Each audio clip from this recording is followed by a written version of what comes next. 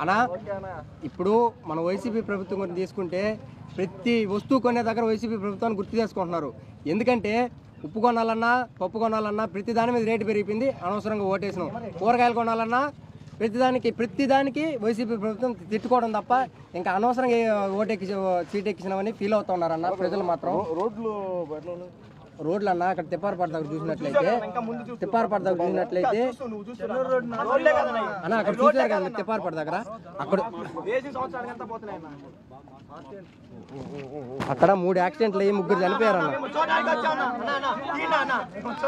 ముగ్గురు చనిపోయారన్న అక్కడ తిప్పారపాటు దగ్గర.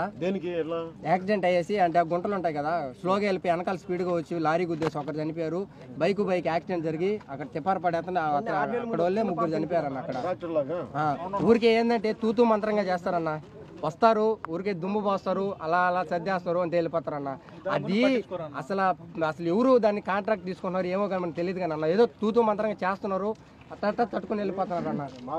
అంటే నాకేం ఆలోచిస్తారంటే వీళ్ళందరూ అంటే రాష్ట్ర ప్రభుత్వం కానీ ఏదైనా సరే వాళ్ళు ఎక్కడి నుంచి వస్తే డబ్బులు మనందరం పని చేస్తే పని ఇంకో పని చేస్తే మన ఉమ్మడి శ్రమ మనం ఏదైనా కొంటే వస్తువుల మీద పెట్టే ట్యాక్స్ వెళ్ళి గవర్నమెంట్కి పోతుంది. వాళ్ళేదో మనకేదో త్యాగం చేసినట్టుగా ఉచితంగా ఇచ్చేసింటే ఫీల్ అవుతారు. అంటే నేను అనేది ఈ జనరేషన్ అది ఈ జనరేషన్ మీరు మాట్లాడాలి. ఇదేం ఫస్ట్ భయపడద్దు అసలు. అంటే మీరు ఎప్పుడు విడివిడిగా ఉండకండి. ఏదైనా 10 మంది ఇచ్చారంటే అన్న వాస్తవంగా చెప్పాలంటే రాజకీయ పరంగా మీరంటే మీ పీఆర్పీలో ఉన్నప్పుడు మీరు వెంకటగిరికి వచ్చారన్న మా ఊరికి. అప్పుడు నేను 7th క్లాస్ అవుతున్నా. నేను ధైర్యంగా వచ్చి, ఎందుకంటే మీరు సినిమా స్టార్ అని కాదన్న, మీరు సినిమా స్టార్ అని రాలేదు. పీఆర్పీ ప్రజారాజ్యం మార్పు కోసం సేవా లక్ష్యం ఏదో మార్గం అన్న, నాకు గుర్తులేదు. సారీ అన్నయ్య గారు పెట్టారు, పెద్ద దేవుడు గారు, మీరు చిన్న దేవుడు గారు. మార్పు అన్న ఒక చిన్న మాటనా, మీరు పార్టీ పెట్టినప్పుడు మేము కూడా నమ్మలేదన్న. మాకు చాలా అపోహలు ఉన్నాయి పీఆర్పీలోని. అది ఏదో చెప్పారు కదా, ఏదో అనేది చెప్పేశారు. సరే మేము నమ్మేసాం. అట్లాగే తర్వాత కొద్ది రోజులకి మిమ్మల్ని బాగా చూశానన్న, బాగా చూసా. అంటే 4 years పట్టింది. మా నాన్నగారికి 7 years పట్టింది. అదే 7 years అన్న, 5 years పట్టింది అన్న. మా నాన్నకి నాకు నేను నిజం అన్న ప్రామిస్, గాడ్ ప్రామిస్ అన్న, అబద్ధం కాదన్న, గాడ్ ప్రామిస్. మా నాన్నకి నాకు దండం పెడతానా అన్న నాకు అన్న, మా నాన్నకి నాకు డైలీ ఫైట్ అన్న. ఎందుకు? నేను పవన్ కళ్యాణ్ పలానా విషయంలో ఆయన గారు గొప్పోడు లేదు, ఆయన ఇన్ని చేసుకున్నాడు అది చేసుకున్నాడు, పర్సనల్ విషయాలు తీసేవాళ్ళు. నాన్న ఎందుకు మాట్లాడుతున్నావు ఇన్ని? తర్వాత ఏమైంది, నేను మా నాన్న అంటే ఈ విషయాలు మాట్లాడడం మానేసాను. మామూలుగా ఫ్యామిలీ బాగానే ఉంటుంది, చాలా క్లోజ్గా ఉంటాం. తర్వాత ఒక 1.5 year తర్వాత ఏమైందో, లాస్ట్ మన 2019 ఎలక్షన్ అప్పుడు మా నాన్న వేరే వాళ్ళతో కూడా వేసుకుంటున్నాడు. ఏమరా మీరేం మనుషులరా నాయన, పోయి జనసేన కోటేయండి రా అన్నారు, ఇలా అన్నారు.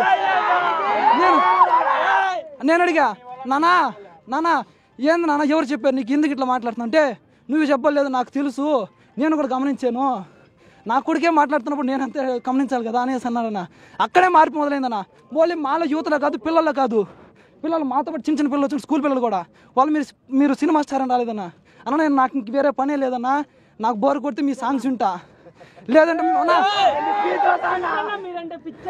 అన్న ప్రాణాలు ఇది అన్న. నేను ప్రాణాలు ఇంతకుముందు ఇచ్చామని మీరు చెప్పారు. అమ్మా నాన్న తర్వాత నేను, అమ్మా నాన్న ఏదో కొటేషన్ కూడా ఉంది, అమ్మా నాన్న పవన్ కళ్యాణ్, ఇదే.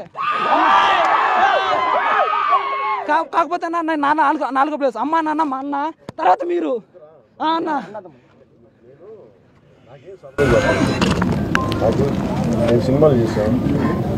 సినిమాలు మాకు వద్దన్న, అది వినోదం కేవలం.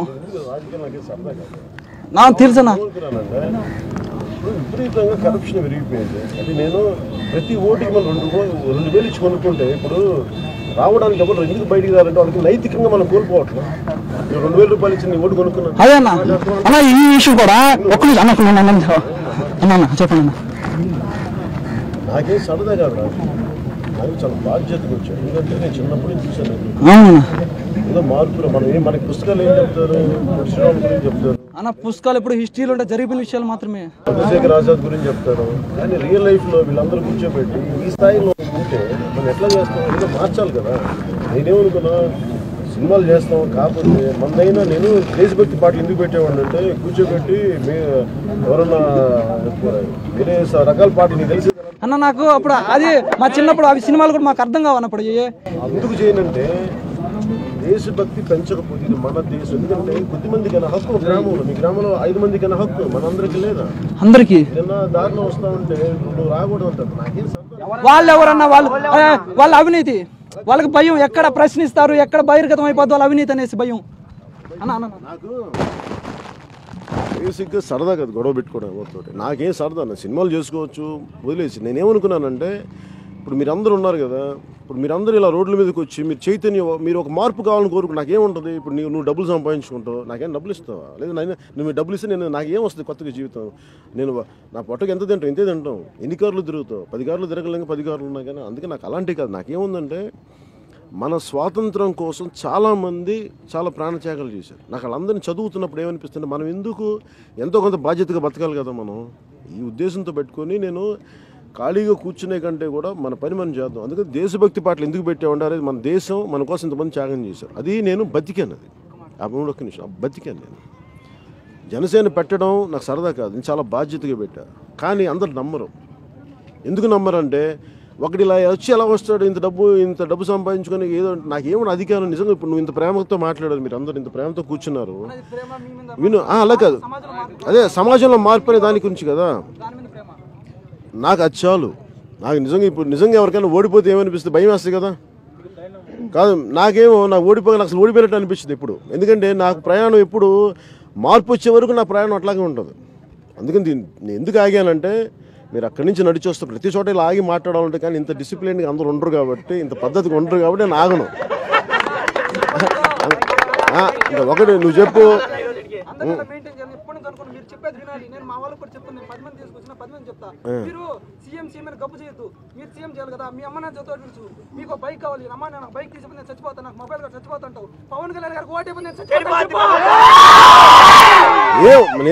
ఏం బెదిరించక్కర్లా. అమ్మ నాన్న కూర్చోబెట్టి నువ్వు మాట్లాడుకోమని చెప్పు.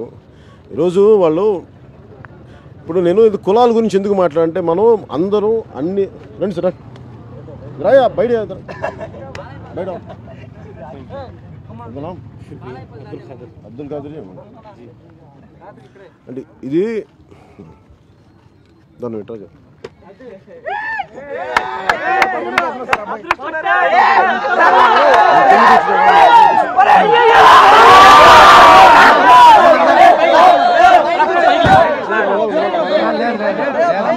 Okay okay okay okay okay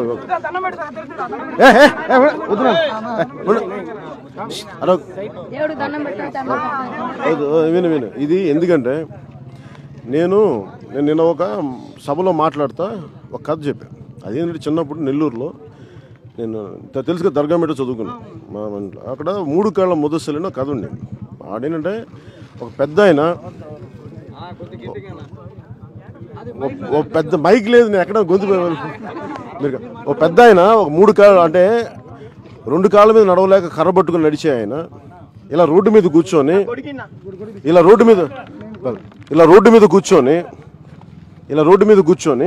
విను, ఇలా రోడ్డు మీద కూర్చొని ఇలాంటి కుర్రోడితోటి ఒకటితోటి తవ్వుతున్నాడు. తవ్వుతా ఉంటే చిన్న మామిడి టెంక పట్టుకొని వేస్తున్నాడు. అంటే రాజు వేటకెళ్తా ఉన్నాడు.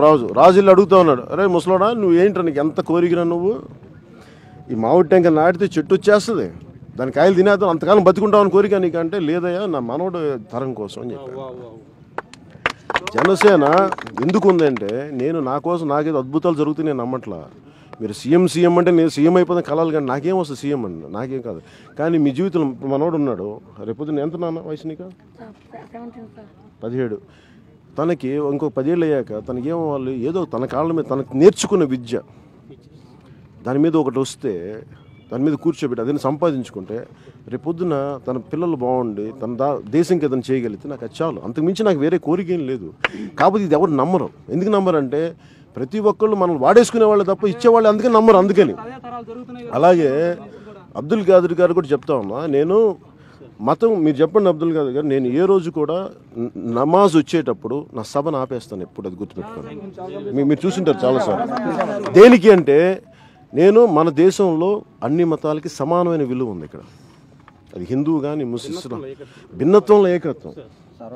దానికోసం ఒకసారి ఏమైపోతుంది, ఇప్పుడు మస్జిదుల మీద గొడవలు జరిగిన, మస్జిదుల మీద అపవిత్రం చేశారు, మనం మాట్లాడతాం. ఇప్పుడు ఇందాక మనకి నయ్యం మాట్లాడుతూ ఉన్నాడు, ఇందాక నయ్యం మనకి తిప్పవరపాడు దగ్గర అన్న కొట్టారని అంటే కూర్చొని మనకి ఎప్పుడు ఆ మతాలు కులాలు పిచ్చి మనందరం ఒకటేలాగా భావిస్తాం. కాకపోతే అన్నిటికీ సమానంగా మరి దేవాలయాల మీద దాడులు చేస్తే మనం దాని మీద మాట్లాడాలి, అంతేగాని కూర్చోబెట్టి నాకు ఆ భయాలు లేవు. నాకు అబ్దుల్ ఖాదర్ గారిని మీకు చెప్తున్నాను, మిమ్మల్ని కూర్చోబెట్టిన మనస్ఫూర్తిగా నా భావం చెప్పడానికి చెప్పాను, మనస్ఫూర్తిగా నమ్మండి మీరు. ఎందుకంటే నాకు సబ్కా మాలిక్ ఏకని ఎందుకు మాట్లాడతారంటే మనందరి మార్గాలు ఒకటి కాదు, విభిన్నమని. అది చూస్తూ మా మిస్సెస్ నన్ను నిలబెట్టి మీరు వస్తున్నప్పటికీ వెంటనే మీ దగ్గర పెరిగించాను, మిమ్మల్ని కలవాలి సార్. మా మిస్సెస్ బయట రమ్మని చెప్పండి మేడం, మా మిస్సెస్ నిలబెట్టి మాట్లాడిపోవాలి, బండి సైడ్ పెట్టేసి ఇదే రమ్మని చెప్పండి. ఇది నమస్కారం. ఉండండి మొత్తం మాట్లాడుకుని చెప్పండి. లేదు వీవర్స్ పెట్టాను మా మీటింగ్. అవును, మగ్గాల్లో నీళ్ళు వచ్చింది. దాని లేదు, నేను ఇది ఒక్క రోజులో నాకు అయ్యేది కాదు. నేను రోడ్ సైడ్లో ఉన్నాయా? సరే ఒకసారి నువ్వు ముందెళ్ళి నాకు చూపించి నాకు ఉందా? ఓకే, నాకేంలా మీరు ఒకటే పెట్టండి. మిమ్మల్ని ఎవరన్నా భయపెట్టి మేము దాడులు చేస్తామంటే ఒకటి చెప్పండి, బాబు మేము ఎలా ఉన్నాం, మీరు అలాంటి వాళ్ళే, మీరు భయపెడితే మేము భయపడేవాళ్ళం కదా. అస్సలు భయపడద్దు దేనికి. ఎవరైనా దాడులు చేస్తానంటే ఎంతమంది, మీరు ఒకళ్ళు వస్తే 10 మంది వెళ్ళండి, నుంచోండి, ఏం చేయొద్దు, నుంచోండి, ఎంతమందిని కొడతారో చూద్దాం. భయపడద్దు, ఫస్ట్ అది చేసుకోండి. మేడం ఎక్కడ? ఏం పర్లేదు. సరే మీరు మీ భవిష్యత్తు కోసం వచ్చి బాగుండండి, మనం బయలుదేరండి ముందుకు.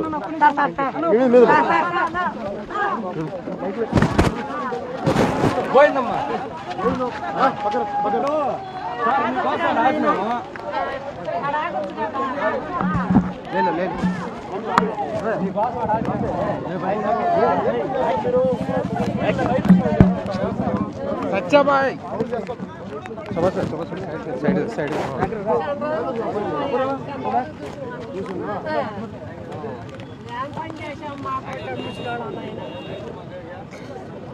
లేదండి, మీకు ఏం చేయాలంటే ఎంత ఎకరం చేస్తారు మీరు? మామూలుగా ఒక పట్టాలేని పొలాలు ఇక్కడ చుక్కుపోలా వాటికి ఏం ఆధారం లేదు. ఎవరు వచ్చి చేస్తారో ఎవరు ఆధారం చేయట్లేదు. గుంట్ల రోడ్లు లేదమ్మా, నేను మొత్తం దారితో చూస్తాను. ఒక రోజు ఒక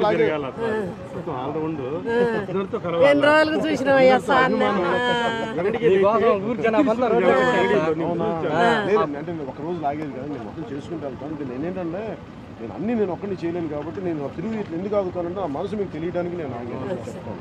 ఏమ్మా, ఏం పేరు తల్లి? మీ పేరు శుభమ్మా. మీ పేరమ్మా? పోలమ్మా. పోలేనమ్మా, దిగేది మాదా? మీ పేరు తల్లి?